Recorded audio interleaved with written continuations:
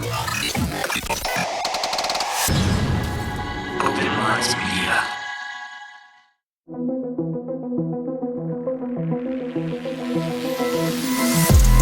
reality we live in can be a very strange place. Most of the time, fact being stranger than fiction. How will we ever start to understand this reality we live in unless we question everything?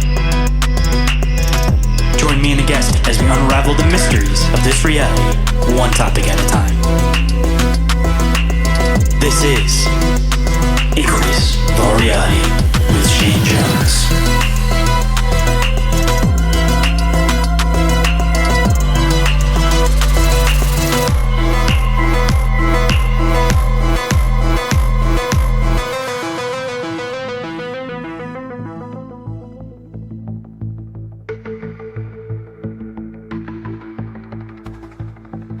What is up, Inquirers, and welcome to the expanse of deep, open-minded conversation. I'm the one they call Shane, and today for you guys, I have a returning guest who wanted to come back on the show and keep spreading that good word about the native perspective of the whole Sasquatch phenomenon.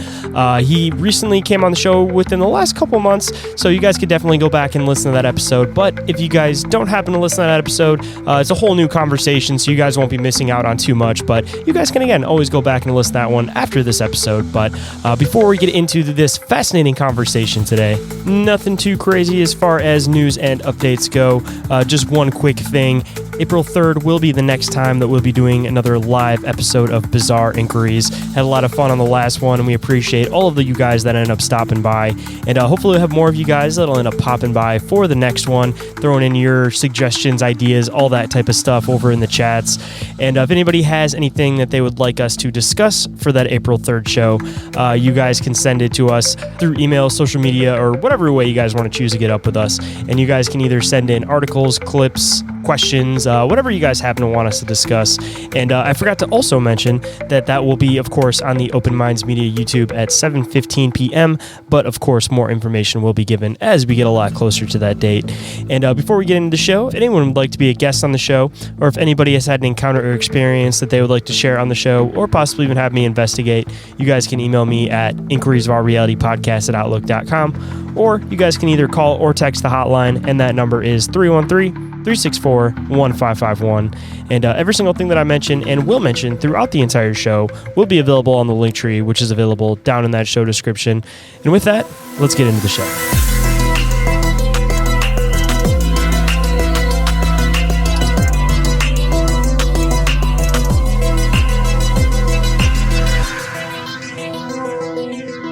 Please welcome back to the show, the one, the only, Thomas Sewid. How is it going today?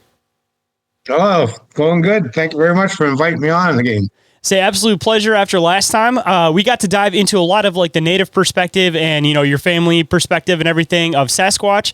I know at the end of the last show, we're kind of talking a little bit about the conspiracies behind Sasquatch, and I'm sure that we'll probably lead into that a bit today. But for anybody that may not have listened to the first episode, you don't have to get into it as much as last time. But just so everybody kind of has a background on where you're coming from, I want you to let them know about a little bit about your organization and a little bit about your background with Sasquatch.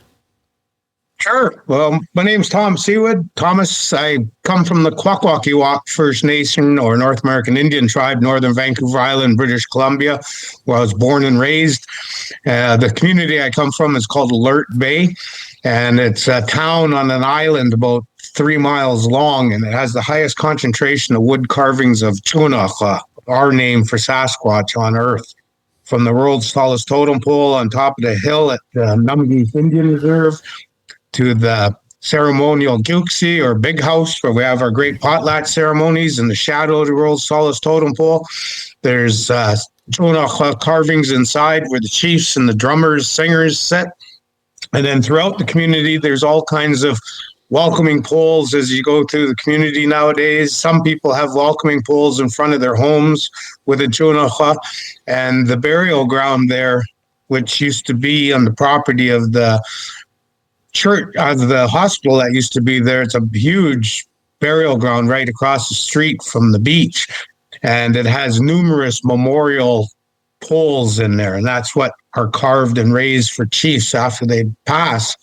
some of them go back to the early 1900s, and one's even fallen down. But I think it was about 5 of them when I was growing up, if I remember right, having carvings of Chunakwa at the bottom, the Sasquatch, which is our tribe's highest ranked crest. And we see it come to life and dance with a mask and fur regalia up in the ceremonial big house when the potlatch ceremonies are held by the different chieftains and their families. And it was an amazing life as a kid. And then later on, I haven't been there as much as I'd like to, but I go to potlatches in Campbell River on Vancouver Island and elsewhere, and through the years, and you always see a Junakha, Sasquatch, being danced on the floor, and many different interpretations and depictions, because it's all based on what an ancestor witnessed when they came across a Junakha, a Sasquatch. So my life has always been tied to that. And then later on, of course, I'd get interested because of what was that movie, with Leonard Nimoy, who did the voices, talked in it. I can't remember. It was all about Loch Ness Monster and Sasquatch, and of course the Patty film clip. And that really intrigued me. And I was just like asking my dad about it, and he was filming me in. He goes, "Well, they're talking about Chonachwa. That's what they call a Sasquatch, a Bigfoot."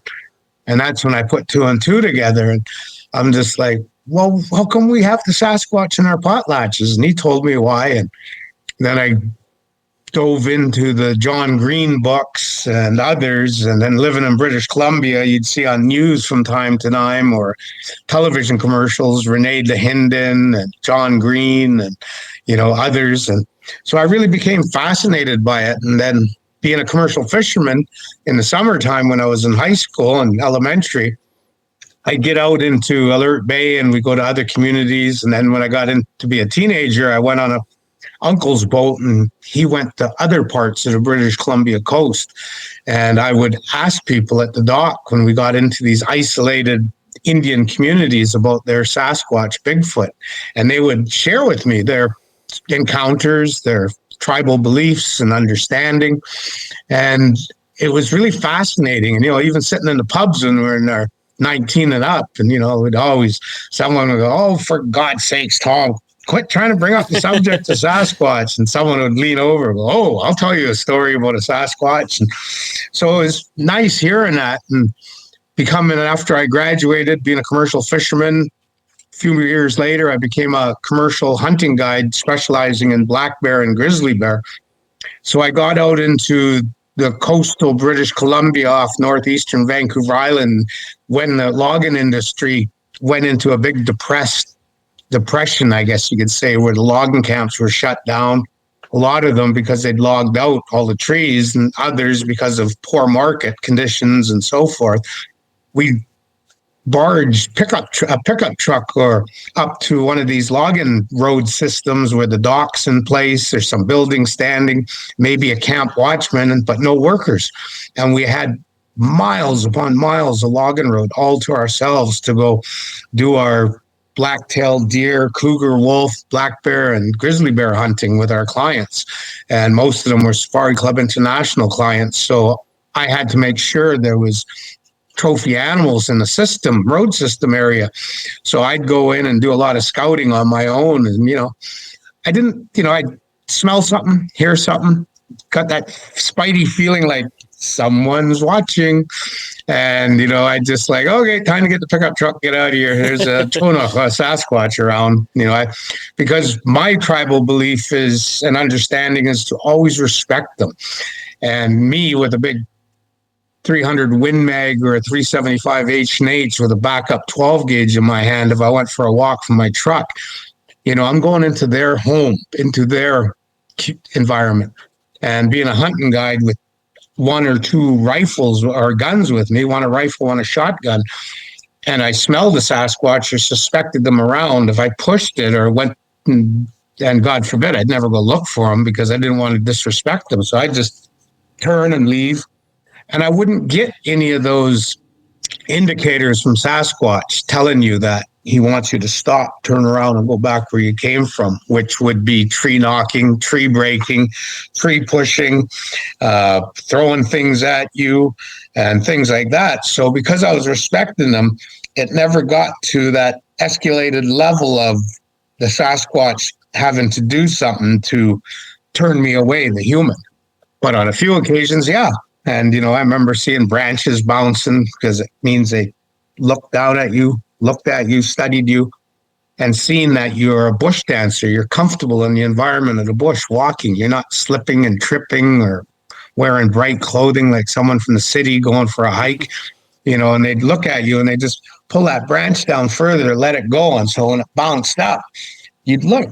No bird, no squirrel, no cougar cub, no bear cub.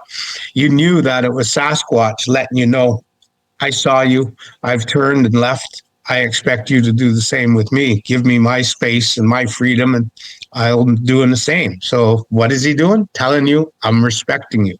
So that's how my relationship with Sasquatch was, where sometimes when I went scouting, a couple of weeks before a hunting season, all by myself with a small pack of dried foods because I didn't want to have a fire because I'd smell like smoke.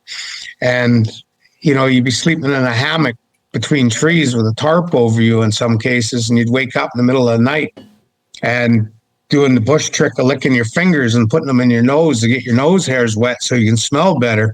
You'd get that pungent tang of like bad body odor of a human, because that's what they are, but 10 or 20 times worse. And you knew that a Sasquatch was around where you're sleeping. Your heart would pound, your legs would shake sometimes, because it is scary. And, you just kind of talk and say a few things calmly, and they usually just left you alone, turned, and you hear them leave. They didn't make no stealth when they left. They let it be known that they were walking away from you. And that's the whole respect about them. And that's where my belief about Sasquatch and understanding is this respect. And that's why I became a podcaster, speaker at conferences, television shows, is because I watched those shows a decade ago where they're all dressed in camo with their rifles and shotguns chasing after Sasquatch. And I thought, that's wrong. You go to conferences and you'd hear these guys talking about how they're go out hunting Sasquatch with their 375 H&H, and I'm going to drop it like dropping a deer and things like that. And it just disgusted me that these people want to do that. And I thought, what can I do? I guess the best thing is to just share with them what over 647 Indian tribes of Sasquatch Island, North America, believe. Always respect them, never think of harming or hunting or killing them.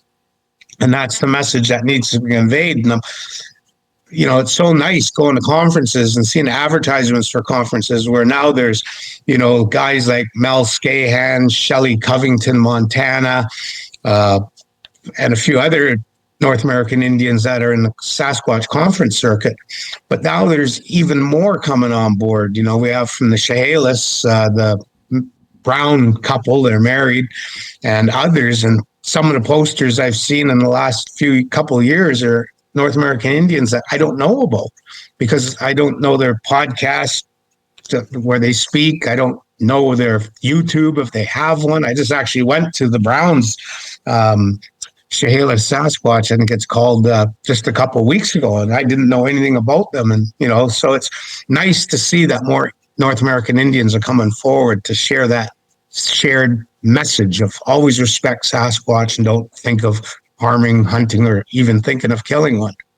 And it's a message that needs to be brought forward, which opens the door to like we're going to talk about with conspiracy.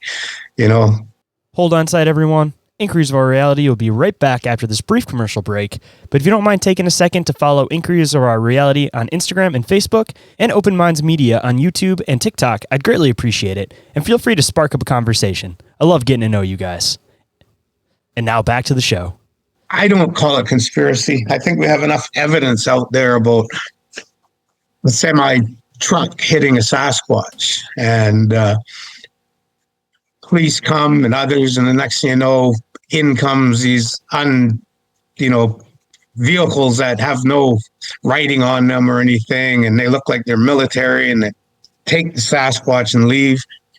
Mount St. Helens blows its top, and apparently some wounded Sasquatches are found I don't really believe that one because I know some family members of mine that live in Ariel, Washington, the Laluska Foundation, and I highly recommend people go into it. Laluska Foundation, Lelooska Foundation. And they're part of my family, and they bring in a ceremonial Kilksie big house on about once a month a show of our Kwakwakiwak masks and regalia, and you will see the Jonacha, the Sasquatch mask and regalia being performed.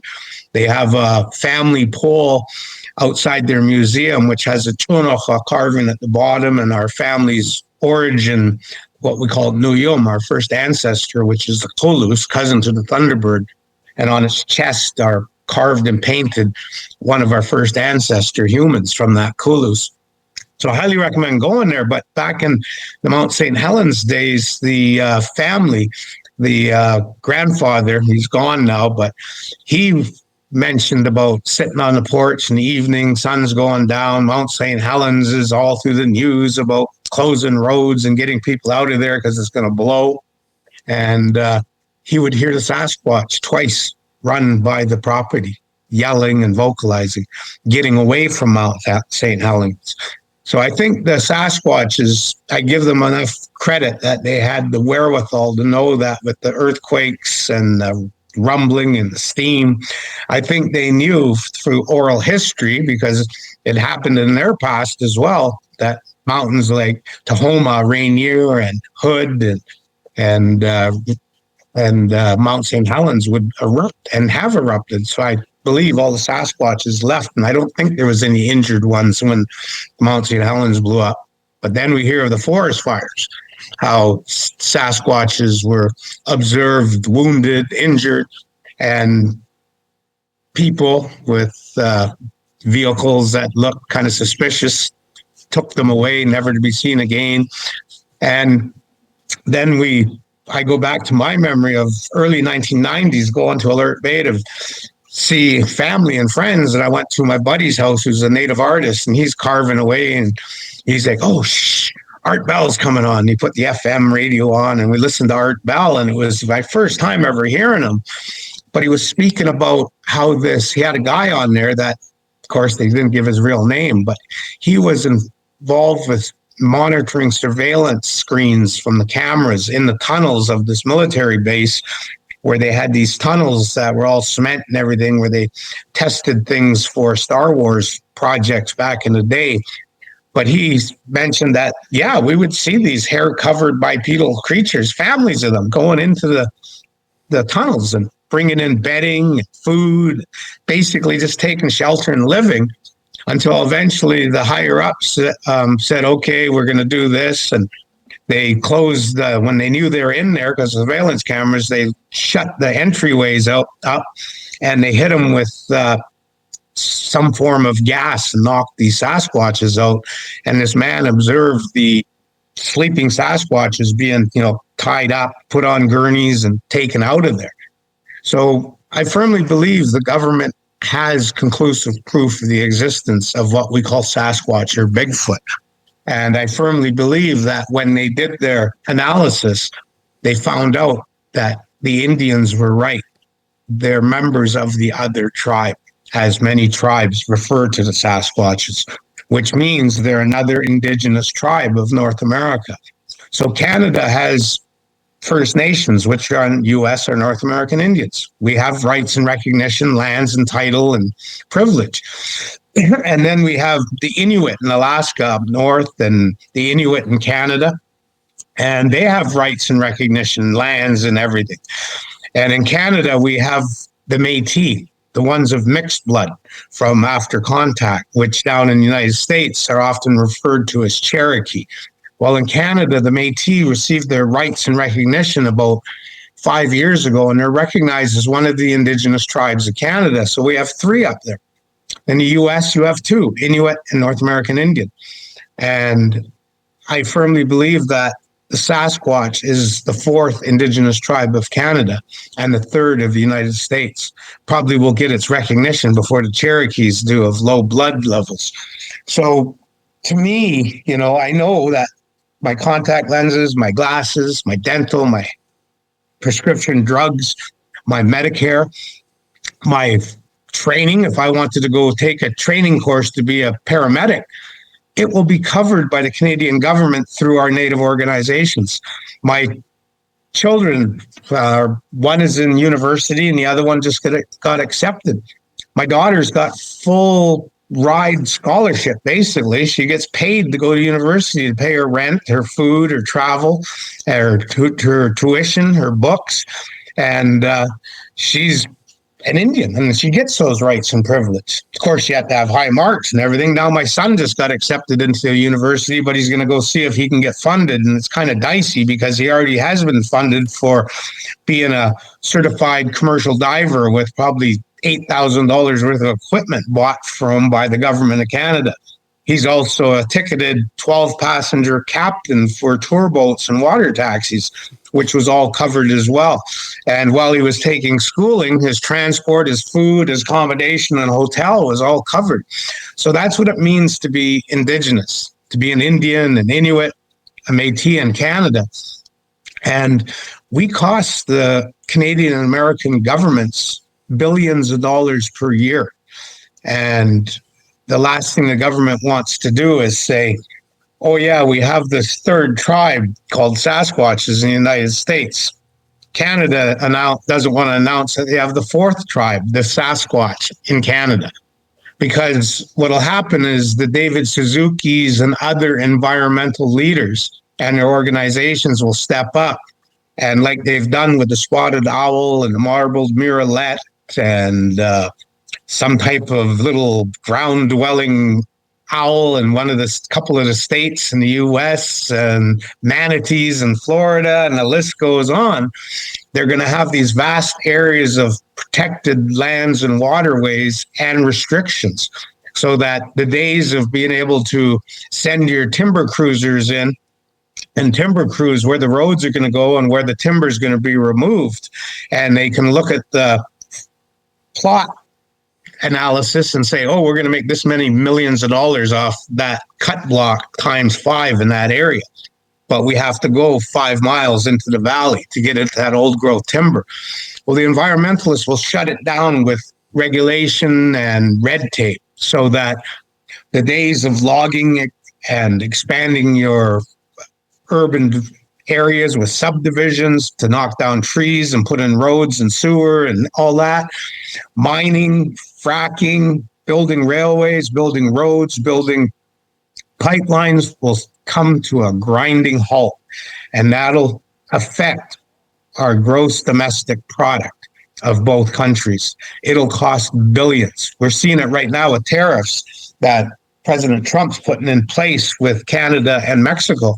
Can you imagine what it's going to be like when the existence of Sasquatch is confirmed and the environmentalists and all the laws get added that we can't extract resources or urban develop like we used to? It's really going to shut down things. And you just think of the ranchers, ranchers have had their land since the wagon trains came west. And there are probably 5-6 generations of their family have been there. And all of a sudden, whether it be the existing head of the ranch or their father, grandfather, or great-grandfather, they would simply just take saws and cut down trees, pull stumps, burn them, and put in alfalfa fields for their animals to sell alfalfa to the Saudi Arabians nowadays is a huge thing. They export it in jets and ships because it's so valuable, alfalfa. And the days of owning private property and being able to knock down 20 hectares of timber so you can expand your ranch or your farm, it'll come to a grinding halt. Already in Vancouver Island and Victoria and Vancouver, even here in Washington State, if you want to cut down a big tree on your private property, there's bylaws in place that you can't do that. So the governments know that the existence of Sasquatch confirmed is going to cost billions. It's going to grind industry to a halt. Unemployment rates are going to go up, and everything else negative that comes with unemployment is going to happen. And of course, profits for the big corporations. And that's why I firmly believe from when I went to Eastern Washington about 5 years ago to be on a Sasquatch talk show. The gentleman who brought me said, well, we're going to go for dinner. This person I know and his son want to meet you. And so we went for dinner and ordered our beers before dinner and got to meet this man and his son. And he gave me, that's when iPhones came out and they're really big. He said, here, watch this. And he gave it to me. And it was a FLIR high resolution military level from a helicopter just over treetop on the eastern Cascade area, Blue Mountains, I guess. So trees were, looked to me, about 30, 40 feet high and kind of open like a pine forest. And there's a Sasquatch running. Looking at the helicopter, it goes right, it goes left, it goes right.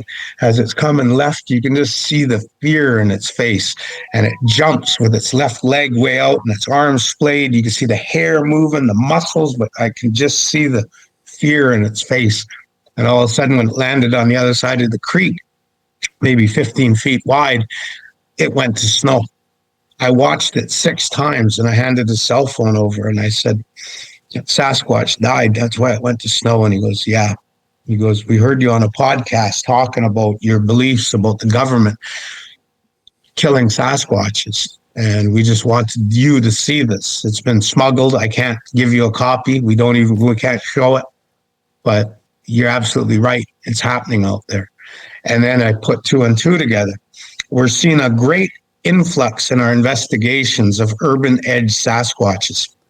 Even today, if you go to my group on Facebook, Sasquatch Island, you'll see one of my most recent posts in the last 3 or 4 days. In the comments, a woman commented this afternoon about the Sasquatches in Forks, Washington, where I live and work. They're nice in the most part and elusive. Just don't get them angry. And at the end of her comments, there's a picture. She told me when she came to where I work at SasquatchLegend.com, the biggest store and museum of Sasquatch in North America here in Forks. When she came in about a month ago, she told me that she goes to this trail in the edge of town here, like it's right downtown. And she walks the trail with her dog and she's seen tracks and rock structures and tree structures. And she knows they're there. She's heard them and smelled them. And then one day she looked and there's a Sasquatch walking an open grass area in towards the bushes. And she grabbed her cell phone from her purse. But the Sasquatch had already gone into the bush, but she had the wherewithal to take a bunch of pictures panning around. And when she went home and analyzed her pictures on the bigger screen, there's a face of a Sasquatch looking through the trees, the bushes at her. She said it was a female, and it's pretty convincing when you look at it. So definitely go to Sasquatch Island to the last week of posts and you'll scroll the comments and you'll see that picture. I might even post it again tomorrow or whatever, but that shows us the urban edge increase of Sasquatches. And that's on our west side of Forks. There's a report of a big male on the north side of Forks. Well, I spooked 2 Sasquatches after an encounter the day before. Someone saw it walk across his yard, so I went up to a high knoll. Because when you're looking for Sasquatch, and this is the greatest teaching I can teach anyone, and I'm going to say it the way it needs to be said. When you look up and you see a hill, a knoll, a small mount that looks like a female breast, they're always going to be sleeping in the daytime on the nipple of the breast. So on that little mount, hill, whatever, a pinnacle with trees all around, Sasquatches, when the daylight's coming, will go back uphill and they'll go sleep up there, the young, the sick, the elderly, but around them will be the scouts. And if they do still are hunting or harvesting, they'll be all around the hill and maybe at the base. But they have their scouts in place. And as soon as a perceived threat comes into their sort of what I call the atom, because the electrons, protons are the scouts and the hunters and the harvesters, but the nucleus is the family group of the clan. As soon as something comes towards that atom, the electron, proton, scouts, hunters, Morse code, or maybe body language, a flex, a movement, but it goes up the hill to the nipple. And they all know, okay, stand by. The next vocalization, mimic, body language, hand signal is going to be to evacuate. Because on the top of the hill, and with scouts around, you have 360-degree vision, hearing, smelling, but most of all, 360 degrees gives you an evacuation route away from your perceived threat. And so the next day after that encounter, I went and worked my way up a logging roads and a trail, and I got to that hill, and using the wind to my advantage, I went up, sneaking, crawling, going slow and not making any noise, and knowing that I was downwind from that mount. There was an area where, we're on the Pacific coast here. There's a reason why they call it Hurricane Ridge out here. We get these winds like we had yesterday that sometimes we'll get a downdraft that'll be 90 knots or more, and it'll drop a row of trees like dominoes. So I came up to one of those on top of that hill, and it had grass and broom and fallen trees, and I'm like looking at the pinnacle, and I'm like, damn, I got like 80 yards to go, and I got to cross that open area for the wind to be in my advantage. So I did that, and I'm crawling, sneaking as I'm going over this fallen tree. Bang, snap. I knew I was bingoed. Sasquatch saw me, so I just turned and I just dug in and ran uphill as fast as I could. And all I heard was boom, boom, boom, boom, boom, boom, boom, boom, crash. 2 Sasquatch run down the backside. I got up top and I was laughing away. I almost got you. And I had my cell phone ready. And so after that, I looked down, and then hemlock needles and fir needles, I could see the depressions, and I put my hands down and I could feel the warmth from where those 2 Sasquatches were sleeping. And, that's how you bingo a Sasquatch, how you turn the tables on him. You play bush chess with them. You're like a fighter jet out there, but you're using windage and breaking silhouette and crawling and using things to hide behind like they do. And, it's one of the things I do, but... Hold that thought. We'll be back in a flash. But if you don't like hearing the ads, then I have a solution for you. You can get ad-free and early access to this show and Bizarre Encounters with Shayn Orin on the Open Minds Media Patreon for just $1 a month. That's less than a bag of chips, and it's a great way to support the show and all the hard work behind it. And if you're interested in merch store discounts, live access to episodes, or premium video versions of episodes, then there are a few other tiers with additional benefits with 7-day free trials available. And we are back, so let's hop right in. Once again, Forks, Washington has 2 reports of 2 different Sasquatch, probably family units on either side of it. But that's indicative of where Peggy, my common-law wife here, has a condo in Kent, Washington, and investigating there up around Enumclaw, Buckley, and Renton. Same thing. An increase of urban edge Sasquatches.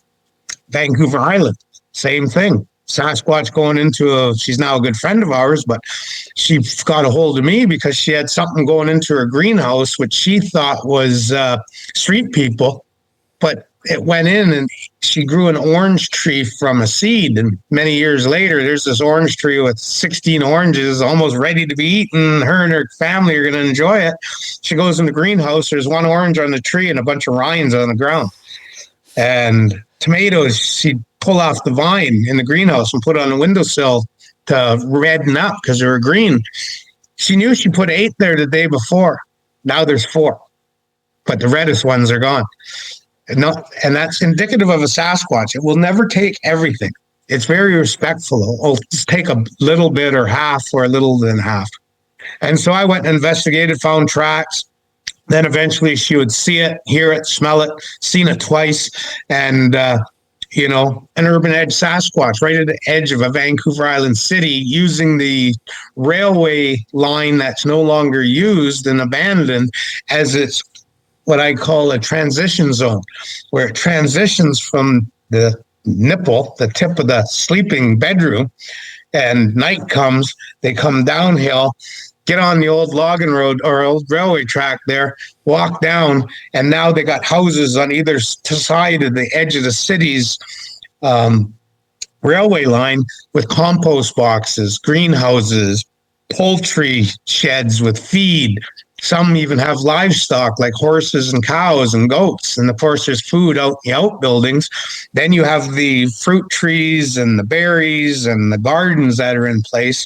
And everyone knows that, apples are right here in the Olympic Peninsula. You can still go by apple trees that still have a couple apples in the tree in the edge of town here because there's no bears, and rotten apples and some partially rotten apples on the ground.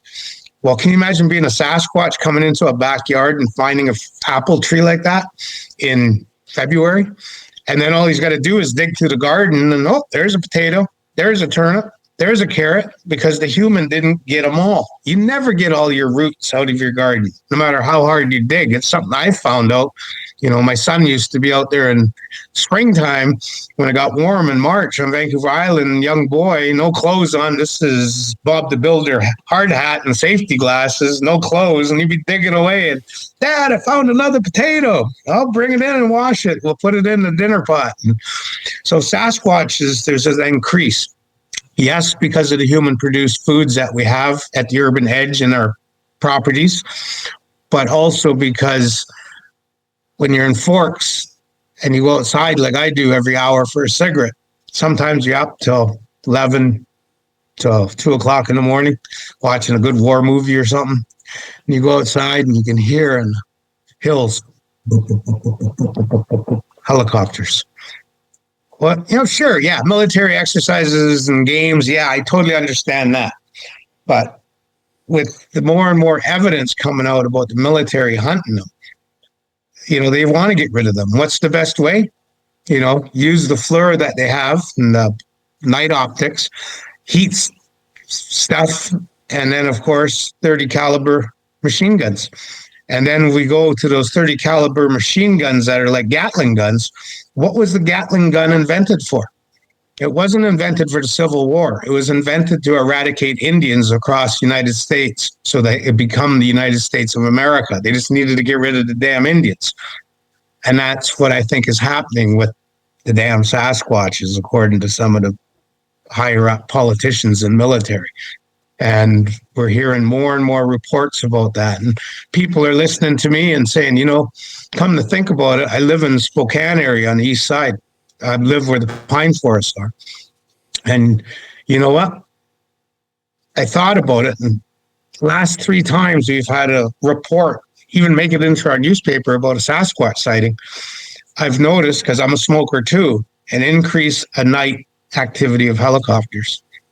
So call it a conspiracy. And then, one of the biggest conspiracies I see is what I call the social media troll. You get these trolls where I started following their pattern. I started to investigate the troll. And you would find out that they seem to have the same type of generic profile on their Facebook. And so I started deleting them when they made a negative comment. And, as soon as you had a good post or there was a good thread of comments on a good post or a picture, automatically these trolls would jump into my Facebook. So I just started to block, eradicate them. Where now I can post, whereas before I was almost getting trolled probably 80% of the time a post would be trolled. Where now I've dropped that down to less than 5% because the power of the block option on Facebook, I'm blocking those trolls. And I firmly believe the trolls, and I even do it in the comments, and someone makes some troll type derogatory negative comment, I'll put in there in the comment, another government contracted troll trying to discredit the people that have good posts and comments in social media. And I'll let them, and then of course they'll fire back. They'll come back with Gatling gun, all cannons firing. Then I hit the block option. And, it's working.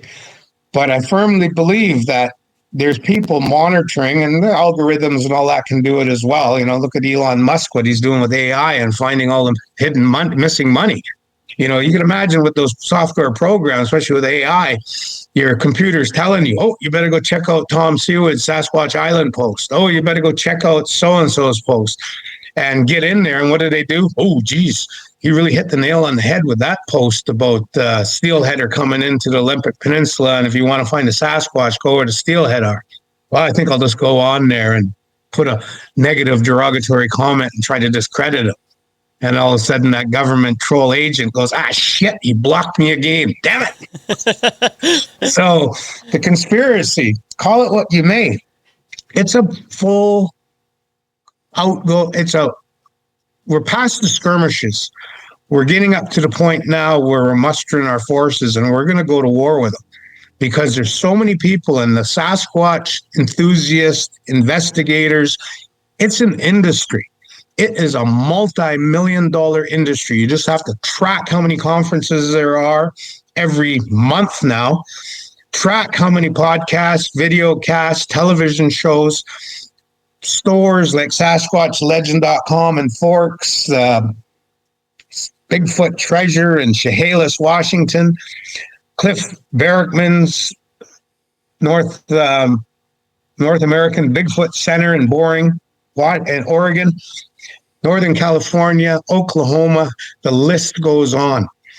The Sasquatch industry is growing. And what do we need with our growth? We need to be fed. And how do we get fed? Well, we have to get the conclusive proof of the existence of Sasquatch, because once that happens, mark my words, SasquatchTheLegend.com, which we're already trying to franchise. Well, tonight, just before I came on your show, this came up. It's blurry, I know, with the camera and everything, but there's a picture of a juvenile Sasquatch with a cornfield behind it. I'm trying to move it so there's no air. We go. Oh, there it is. So there you go. This is going to rock our industry over the next couple months. It was released tonight, only time I came across it. And it said from an undisclosed location, juvenile Sasquatch. The posts and comments are about a juvenile Sasquatch. I showed Peggy. I said, as everything indicative. She goes, what about the collar? It looks like a collar on its neck kind of thing. I said, no. I said, because you see the face is black up here. That's why I always say the juveniles are like a chimpanzee. They got that black, dark brown, light brown, blotchy face and lighter color here. But it seems the older they get and the bigger they get, the blacker their face gets, until when you see those big ones look at you and go, grimace. You'll notice you don't see that black fur like a collar because the skin is all black now and the hair has got a little bit longer. They don't have no biker beard. That's fictitious when you draw, carve, sketch a Sasquatch and it looks like it came out of a moonshine camp in Kentucky, or it jumped off a Harley Davidson motorcycle with a patch jacket on with a big biker beard, hillbilly beard. Sasquatches do not look like that. They have, like any other Indian, very limited facial hair. I could never grow facial hair like you. It's impossible. I'm a thoroughbred Indian. I can count how many armpit hairs are with those two fingers, and my chest hairs with those two fingers, because we're thoroughbreds. Peggy, when I first got together with her almost 17 years ago, she thought I was shaving my legs because I had no leg hair on my legs. But that's what makes us indigenous thoroughbreds, who and what we are with our gene makeup. The only difference with the other tribe is their bodies are covered in hair, but they still hold on to their facial structure being limited hair and impossible to grow a biker beard.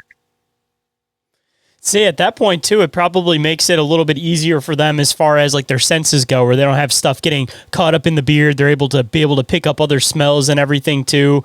And going back to what you were mentioning about the helicopters, it's been like an ongoing thing for a long time now that people have mentioned that when they start getting into these really, really thick, heavy Sasquatch areas, that they start noticing that there's black helicopters around.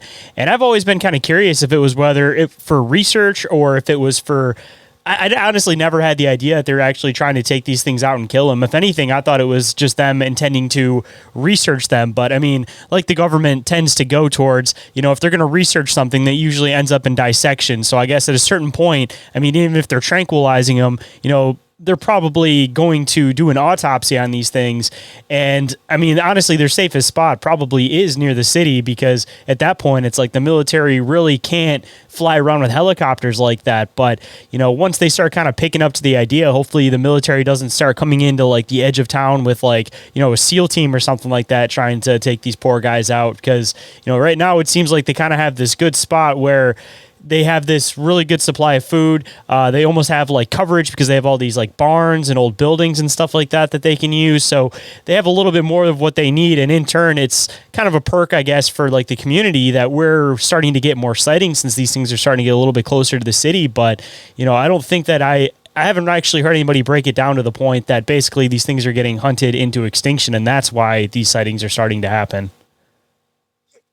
Well, I know your history, sir, never destined to repeat its failures. You know, I'm a historian, especially when I was doing native cultural tours up in British Columbia. I had to read the books and the internet and everything when it came out in the 90s.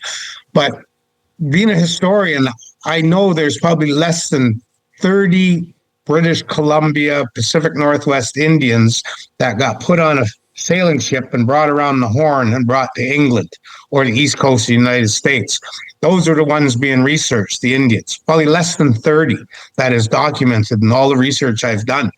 We even have a pictograph, a rock painting of ochre on our village of Kalachwis of the Clowetsis tribe of my Kwakwaka'wakw Nation, my neighboring tribe, that I thought it was an ox in the cart. But when I asked my elders, they said, oh no, that's when 3 chiefs from the village that were Clowetsis tribe were invited on a sailing ship. That's why there's a sailing ship painted there and a sun, because that was during the summer when they left. And they went to England and they witnessed the coronation of a king of England. And they saw the golden chariot with horse being drawn by a bunch of white horses. And that's what that pictograph depicts from 1873, I think it is, because there's even a date there. But you know, less than 30 Indians from the Pacific Northwest, Canada, Washington State get brought to England. Those are the ones that were investigated and researched. How many millions were killed throughout North America? Louis Riel Rebellion, Plains of Abraham, when Canada invaded the U.S. and actually beat the Americans. The only time they ever got beat in their own soil was the Plains of Abraham, the War of 1812. But there was a lot of Indians got the shot too, but we don't read about that in the history books. It's kind of hidden way in the back that they were sending the cannon fodder out, the Canadians, into the American lines. And the Indians were getting mowed down by 90%.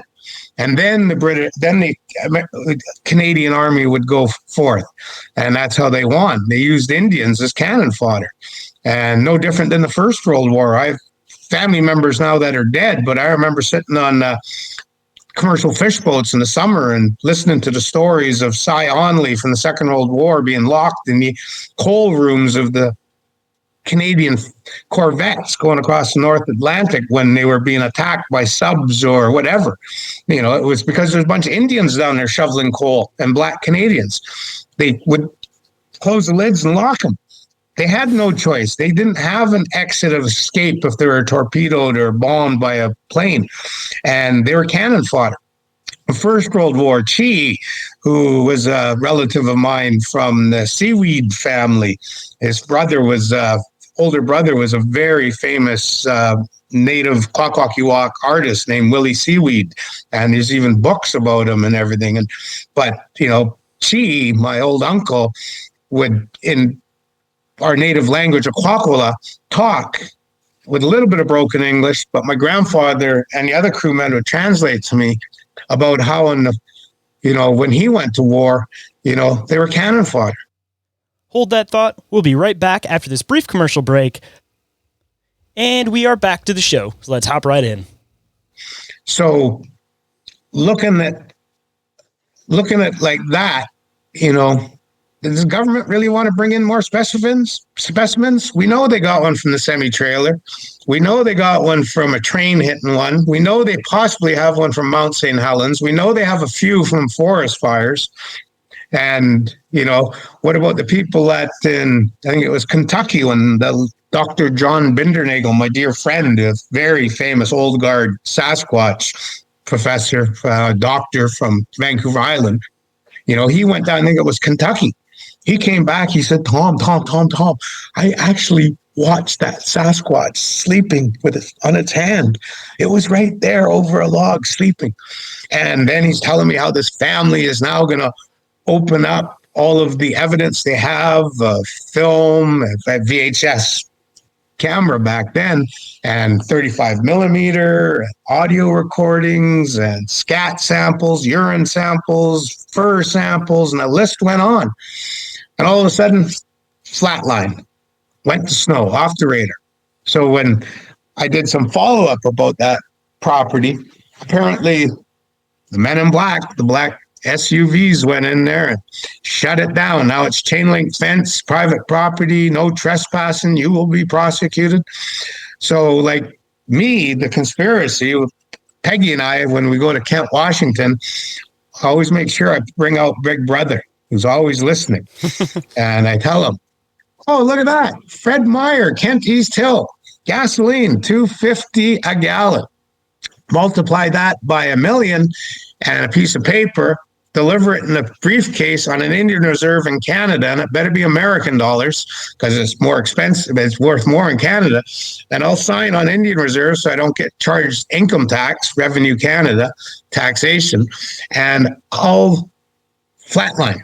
I'll never speak, do a Sasquatch investigation or anything Sasquatch related unless I go to a potlatch and watch another family's Sasquatch dance. And, I think there may possibly be a day that someone might come, knock, knock, Tom, gas is $2.30 on Kent East Hill. Yeah, but we're in Forks, Washington. Gas is $2.65. Multiply that by 1 million, you bought my silence. I'll see you in Canada at this location, at this picnic table, at this gas station owned by an Indian tribe outside of Campbell River on their Indian reserve. And don't forget to grab the province newspaper and bring it so we can have timestamp to show when I sign my silence. That's the conspiracy of Sasquatch. It's controlled and pushed, and strings are being pulled by government. And, there's eventually, it's just the time, the ones that are getting some pretty good proof of Sasquatch, because you hear them talk about them. And, one guy shooting one years ago and another guy, hitting it with a semi and train and so forth. But then it ends. Government comes in, buys their silence. The dumb humans, they'll just sign on the dotted line and go, okay, I'll be quiet. I don't want to be charged. Smart humans like me, I go, no, it's going to cost you some serious cash. The Sasquatch is an industry and I'm part of it. Dude, that's always, everybody always talks about not sharing their location for the sake of somebody else coming in and possibly ruining the location. But that brings in a whole other dynamic to it that you may not want to give up your locations because next thing you know, there's going to be somebody that comes in, rushes everybody in, and either one gets rid of anything that's in the area or two pays everybody for their silence of whatever's going on in the area. But, when it comes to a lot of the Sasquatch stuff, I feel like it's kind of the same as, I guess, some of the paranormal stuff where there's the information that they definitely set and they know. And then there's this other set of information that's just intended to be out there to kind of muddy the waters, to kind of keep it more in like the folklore perspective for like the average person. And the whole intention of that is that you end up having these two layers to things where you have the good solid side to it. And then you have, again, this like more fictitious folklore side of it. And then people can't separate the two in the most people, the general public, end up kind of siding towards the more folklore side of it. But I definitely think that's something that's going on with Sasquatch. And like you were mentioning with them kind of having the bodies and everything after like Mount St. Helens, I think that was like 84 or something like that when that happened. But I know Harry and the Hendersons ended up coming out in the 80s, and there was actually some government funding behind that movie. So it almost kind of seems like they had some bodies, and it's almost like, the typical government thing that they kind of do even with like aliens, where you got to sprinkle a little bit into like the public domain so that everybody's kind of thinking about it, but not really thinking about it, or kind of connecting it more with this movie than actually something that's outside behind their house, possibly. Yeah. Well, you look at social media, I can remember when the internet first came out, Because I remember when I got introduced to email, first email I ever sent in my life was to Peggy, who was sitting behind me, and I still have it somewhere saved. But the internet brought out like websites, and then the radio shows, which were on internet.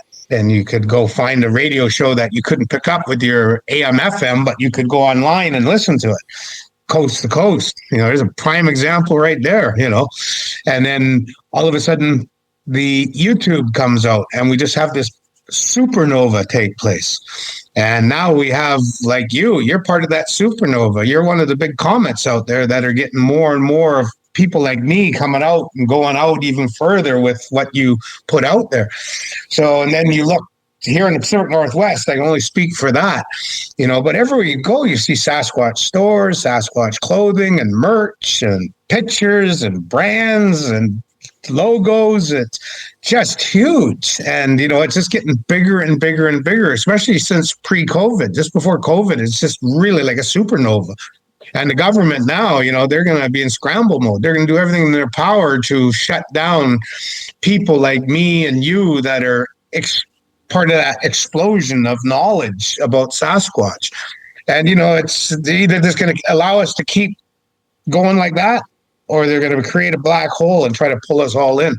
And they can't buy all our silence. And, so I know the government's in a quandary right now. What are we going to do about this? I know. Let's get Donald Trump to sign a presidential executive order. That's about their only option. Like, that'll do any good. Open up all the Sasquatch files. Everything's all blacked out and redacted. Yeah, he's bringing out the FBI files and the JFK files and the UFO files, and hopefully he'll open the door on the Sasquatch files. Maybe one day. See, I'm kind of curious too, kind of getting into the weird side of the government that everybody kind of knows about this whole like eugenics idea that they're trying to find this like perfect DNA, and it's been this thing that's been going on since like the 1920s, and then it's kind of spread around the world. But I'm kind of curious if there's also an intended mean for that they don't necessarily like want the Sasquatch around, but they might still have an interest in them scientifically, possibly for the fact that they're significantly stronger than like your average person per se. So I wonder if they're also trying to take some of their DNA to see if maybe they can mix it with human DNA to get into this more like super soldier type concept to maybe make like a bigger built person like on average or something. But I don't know, I feel like just knowing the government and where scientific advancement is going, they may not have had those intentions like 20, 30, 40 years ago, but I'm curious now if the reason why they're also going so gung-ho is because they have some scientific reason to possibly collect their DNA for some type of weapon benefit for them, or even maybe even taking them and trying to train them themselves. Yeah. And number one, what you said there, one of the big points is the oldest industry in the world, religion, Christianity. One of the contracted paid government trolls today on my post that I posted yesterday, there's no such thing as evolution. Right there, as soon as I see that, I'm like, oh yeah, there's a government troll. So you'll see my comment. Oh, another paid government contracted troll. So Sasquatch proves the existence of evolution. It's a relic humanid. So now, what happens to creationists? Those preachers flying around in $120 million jets or whatever they got and 35 mansions.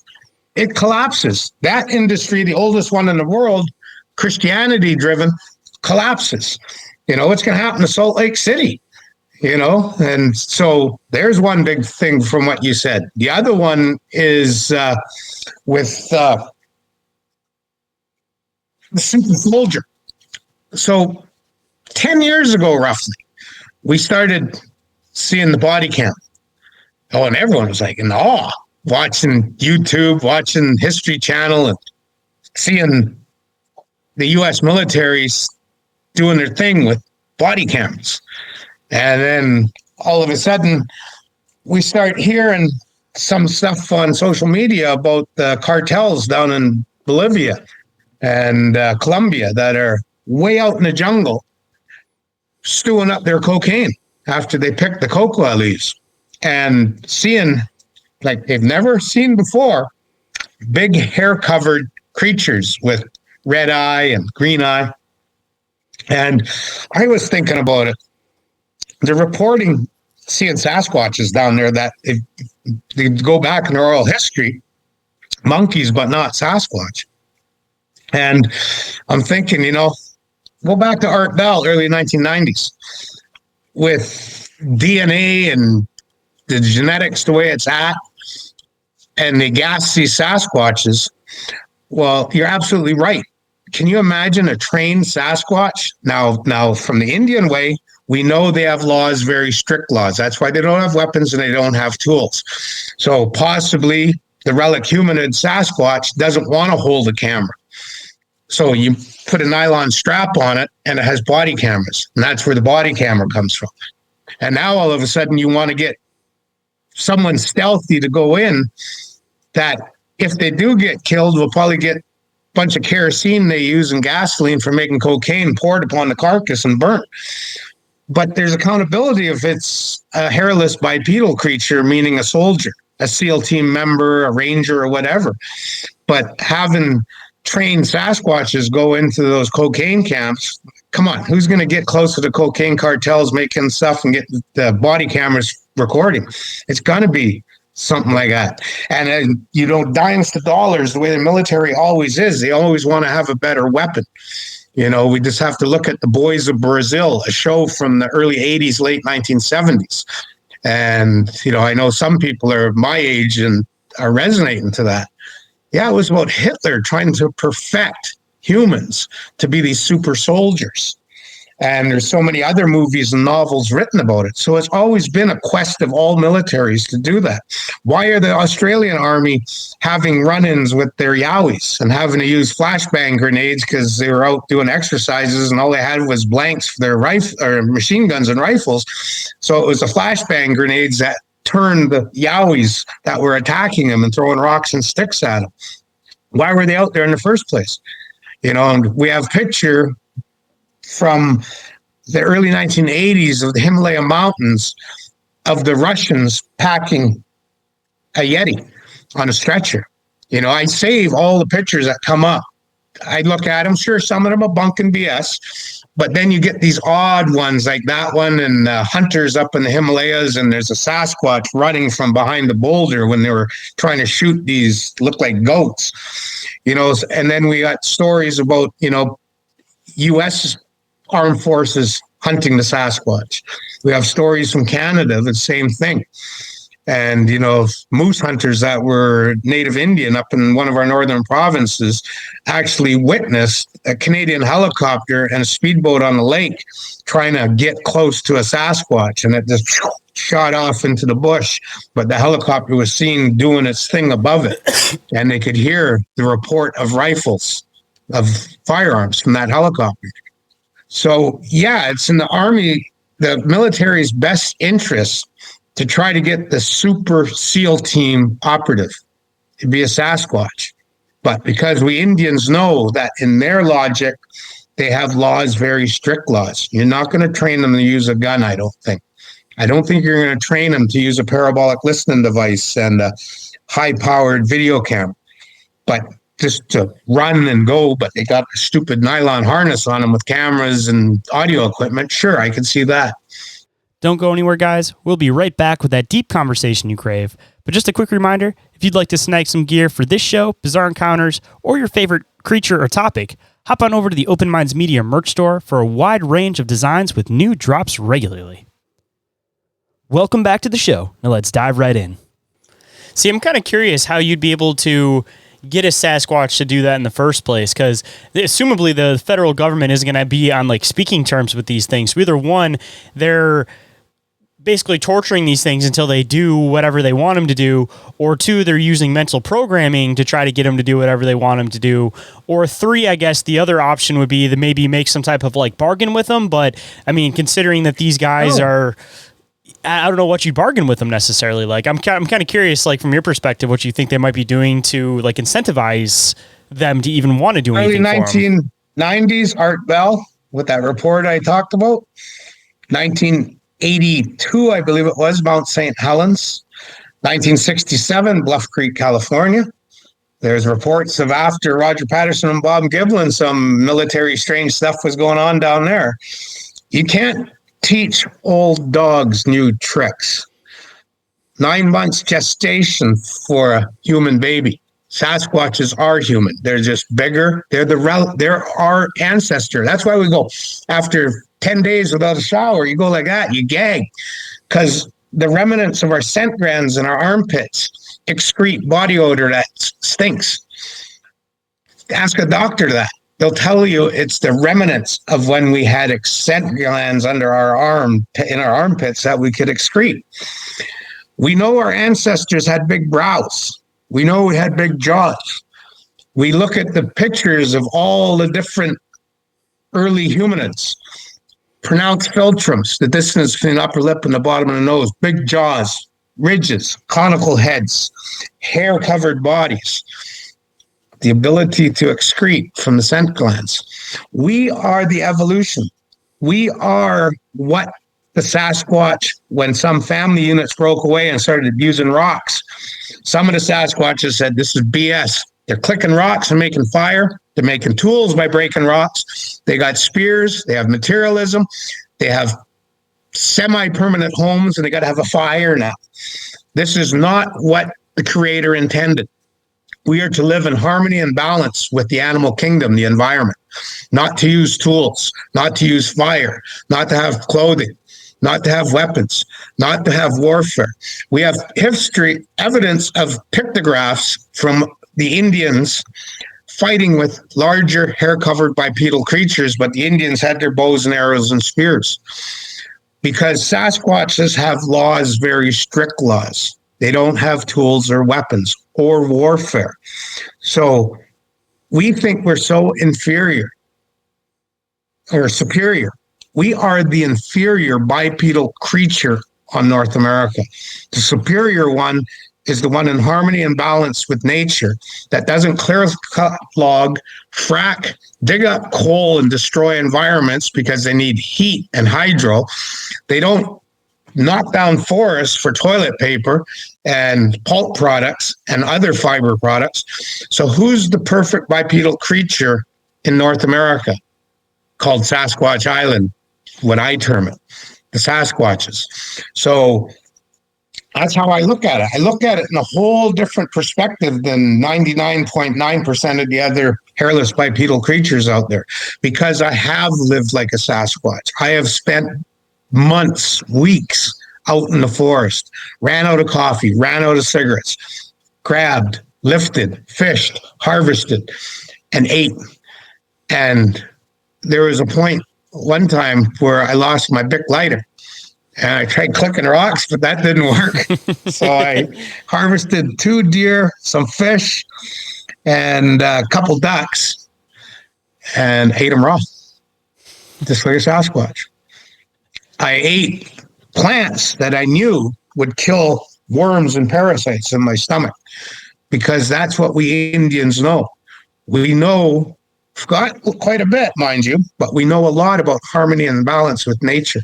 If I get a sore throat, I know to go eat slough bush. If I get an infection, I know to harvest alder bark and use the cambium layer. If I get a deep wound, I know to get wolf spider wool from under a dead rotten log and root balls and use it with certain plants and alder cambium. And I don't get gangrene or pus or infection. And if I eat raw meat or fish, just like the Japanese knew that when they eat sushi, raw fish products, they got to eat wasabi root, because the wasabi kills the parasites and the worms, especially tapeworm. Humans, we know what plants to eat in the territories we come from.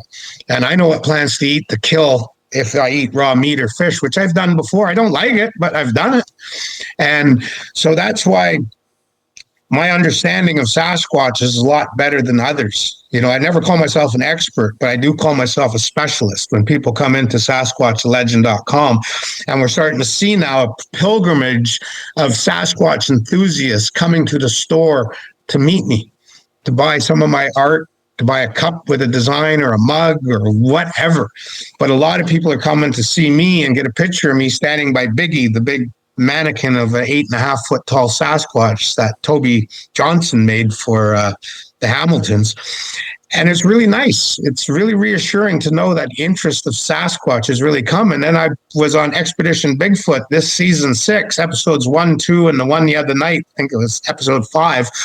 But, people are coming in and they're like, yeah, I know you. Or else, I saw you on Expedition Bigfoot. And I'm like, fear the rogue. Because the rogue Sasquatch, the hunter-killer, cannibal, human eater.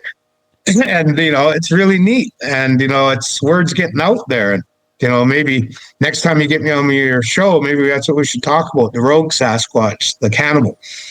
Well, I love how you do this, where you set it up right at the end, where I already have another topic to get into, because that's already perfect. I already want to set up another one to get into rogue Sasquatch.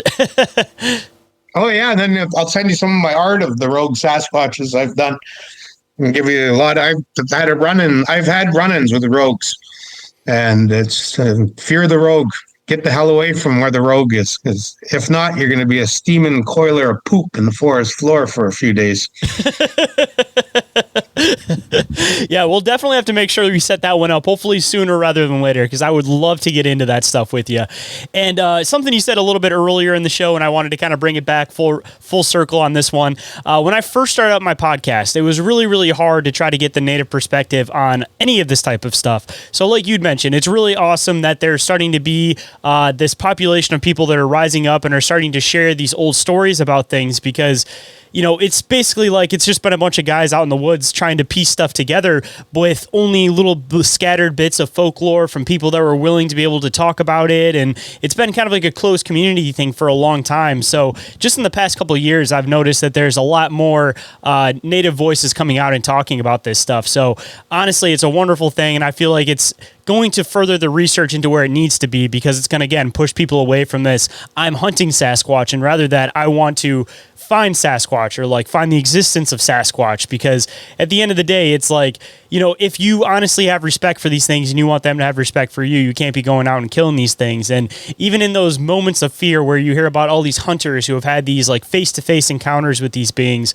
that, they're sitting there with the gun right on their face, but their face looks so human that they can't even pull the trigger. So, that just shows that there is humanity to these things. They aren't what most people expect them to be. They aren't just these giant scary beasts running around in the woods. They're, again, another variation of us. So they need to be treated with that same respect. And it seems like also with the research that it really is starting to get to that point where the people that are going out and really doing the grassroots stuff, they're starting to do stuff like, hanging out around the campfire, and they're kind of letting them naturally come in out of curiosity and stuff. And it seems like just as a whole in the community, the whole idea of like a Sasquatch hunt is starting to go away, and it's starting to turn into like squatching, which is generally like almost like baiting them to come in by just kind of hanging out and letting them check out you out of curiosity. And it's really, really cool where the research has gone. I think a lot of the reason why the research is pushing forward now more than it really ever has in the past is because so many people are starting to come forward and really share this in-depth information on what exactly these things are. Yep. Number one, you got to try to get your Diane Fossey, Jane Goodall interaction going, and then you get yourself on the cover of National Geographic and hit the nail on the head, confirm proof when you get on National Geographic and get on one of their shows, so that's the way I look at it. And, main reason, a lot of us North American Indians, we have that number one driving force of educating the non-Indian not to harm or disrespect them. But the other one is like a Sasquatch. Smell it? I smell money. That's the main drive of any North American Indian. Any other North American Indian says differently that are in the business of Sasquatch are so full of it, their eyes are brown. And us Indians all have brown eyes mostly.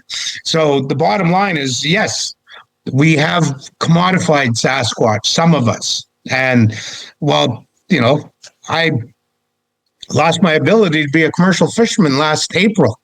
My leg got progressively bad with that diabetic neuropathy or whatever, collapsing arteries. I couldn't work like a fisherman no more.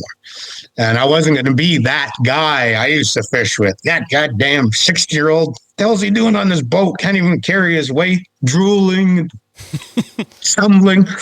So I chose to retire. And what did I have left? Well, you can see it behind me, my West Coast native art that I do, which opened a door of opportunity with Ken and Lori to produce my art and get paid for it when they sold it. And then do the murals a few years ago, which took me and Peggy 5 days.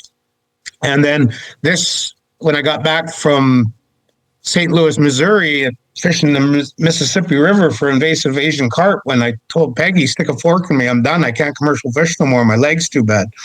The next day, I was on my way to Forks to bring something to Ken and Lori. And I said, while I'm here, how about if I work a paycheck or two, seeing as that one person employee quit?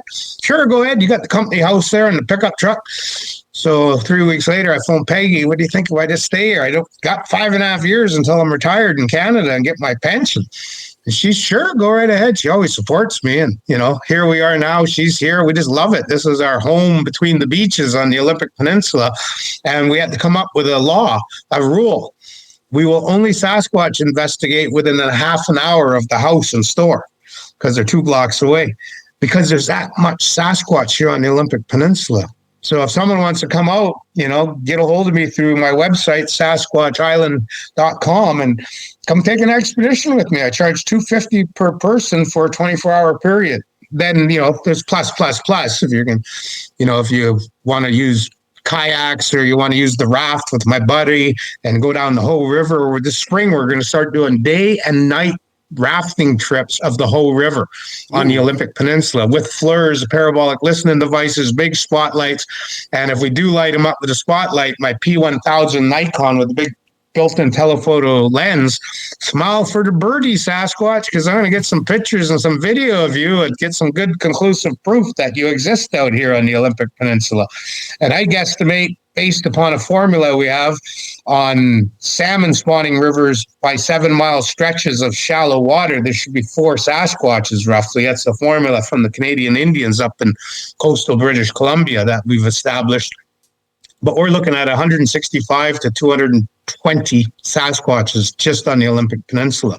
And there's a reason why we have the FLIR image from the Quinault area. We have down by Chehalis, which is the bottom end of the peninsula interior, we have the Brown couple who got really good FLIR video from the Chehalis Reserve. We have the Olympic Project. We have Sasquatch Island here in Forks. We have the stories from the Quinaults, the Queets, the Quileutes, the Macaws, the Chehalis, every other tribe on this peninsula. This is on like Donkey Kong. So if you're interested in Sasquatch, be smarter, charter an Indian guide and come see me, and I'll bring you out and hopefully have you get that close encounter of the hairy kind. And if not, come here to SasquatchLegend.com and see the world's largest Sasquatch museum and store. It's amazing. People walk in every day and are just floored, thanking me how beautiful the store is and great it is. And I'll make sure I include all of those in the show description, because I know that you also have an online store. So if anybody wanted to pick up any of your awesome artwork, they could also do that through your online store. Stay tuned, guys. This is our last break. But if you enjoyed the show and think I deserve it, please leave a review or rating for the show on iTunes, Spotify, or any other podcatcher you use. Your continued support is what makes this show possible, and your opinions go a long way to help the show grow and improve. So thank you. Now feel free to skip past these ads so we can get back to the show. Now back with that deep conversation you crave. And I guess before we start wrapping everything up completely, I always like leaving with some words of wisdom. And I know you had some awesome words of wisdom last time, but if you had any words of wisdom to bestow on the listeners today, what might it be? Rogue. A rogue is like a human who has snapped in his head and gone postal because they got kicked out of the family. They can't come to the house. They have to go to court. They've stripped of all their wealth. They can't see their children. And that man snaps and goes crazy and grabs a pistol or a rifle, and we know what happens. Very, very tragic. And that's what a rogue Sasquatch is. It is the Bush code. God's code is every strong pack leader male, alpha male, will be toppled by a younger, more dominant, more stronger male. It's all about the strengthening of the species and genetic codes.